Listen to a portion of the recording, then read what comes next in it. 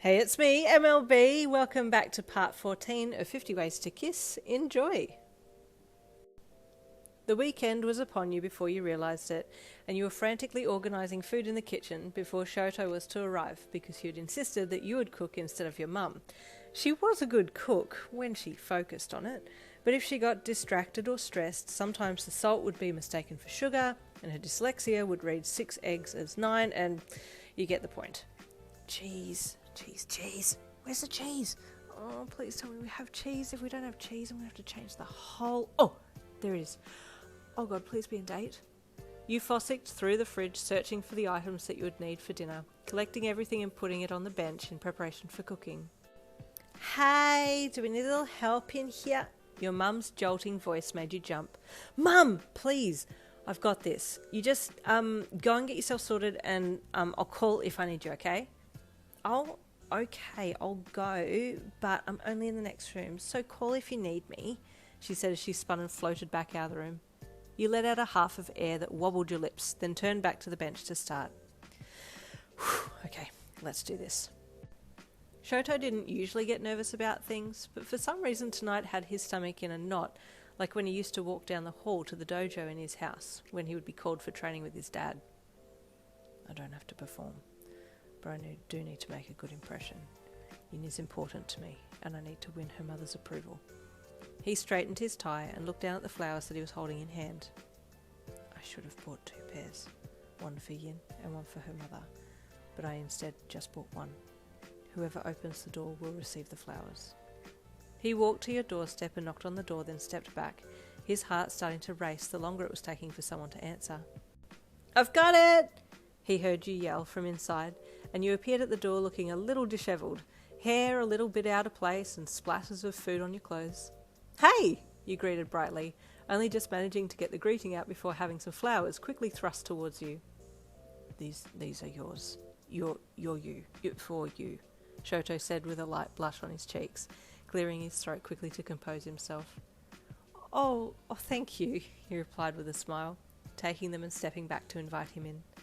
He nodded and stepped in, seeming a lot more stiff than what he usually was. Don't be nervous, you whispered to him, giving him a quick kiss on the cheek. I've not felt this unsettled since I was a child, he said bluntly. Okay. Well, my mum isn't that scary. You've met her before, and she's not gonna, Well, tonight was off to a fantastic start. Is that your hero boyfriend I can hear? Your mum called from up the stairs. Yep, you called back, indicating for Shoto to follow you. He kept his mismatched eyes on you, taking your lead as everything. He was under your complete control tonight. Any cue from you he would take, because he was way out of his depth on this one. You sat him down at the table and your mum walked in. Way too overdressed, might I add. Sometimes you didn't know if she did it on purpose or not. Shonko, your mum said brightly, flitting over to place a hand on his shoulder.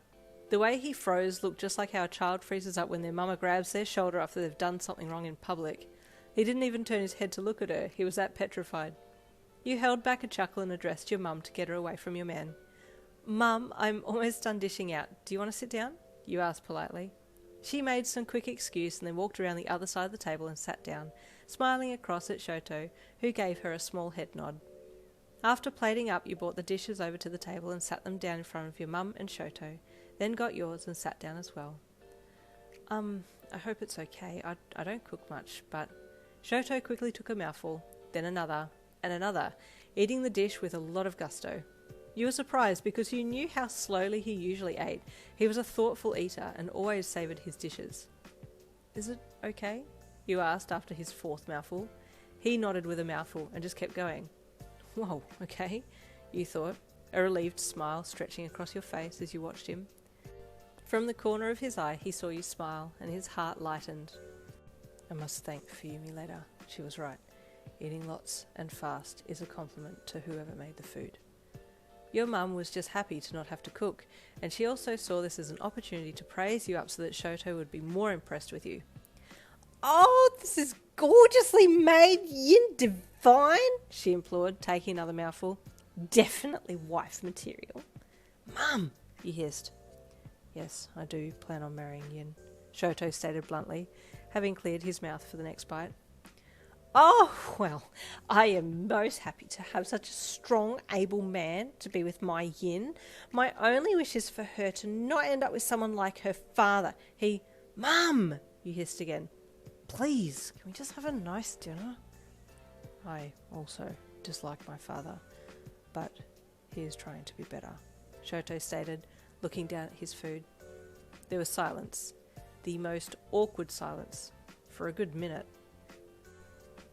"Well, you are your own person and you're wonderful," your mum said to Shoto. He stopped eating and looked up at her.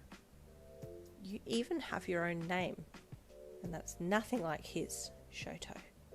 "She got it right!" you screamed internally. For some reason this really touched his heart, and he gave her a soft look, which she returned with a smile, and all of the tension melted away, and there was a peaceful silence now that only the sounds of cutlery clattering lightly and plates being dinged interrupted. It was a nice evening from there. Neither your mum nor Shoto were particularly good at social stuff, but there wasn't any more intense conversations had about wayward fathers, thankfully. Dinner completed and dessert started, and then you and Shoto moved to the lounge area to watch a movie while your mum went upstairs. "You did well," you praised Shoto. "Mum can be a little awkward, but you handled her well." "I was determined to do well, for your sake," he replied. "I do feel like I understand your mother, though." "Yeah, my dad wasn't the best. I don't remember him much, but I don't really want to talk about it," you said, shrugging and snuggling down into Shoto's side. He turned his head to kiss the top of your head, and then he placed his fingers under your chin to tilt your head up so he could kiss your lips. You'd been waiting all night to give him a good kiss, and the good thing was Mum was upstairs, and if she needed to come down, she would make some noise on the steps as she descended, so as long as you kept an ear out for her, you and he could get a little more involved. Pretty quickly hands were tracing outlines and touching in places that are usually censored, but you didn't want to take it too far in case you got caught. "We'll have to continue this another time," you whispered into his ear as he kissed slightly up your neck and tugged on the outer rim of your ear with his teeth. "Tomorrow?" he asked. "We'll think of something," you replied, scrunching your fingertips into his lower back, your middle finger sitting in the dips at the base of his spine. I ended it there for PG purposes. See you next Wednesday for the final part of 50 Ways to Kiss.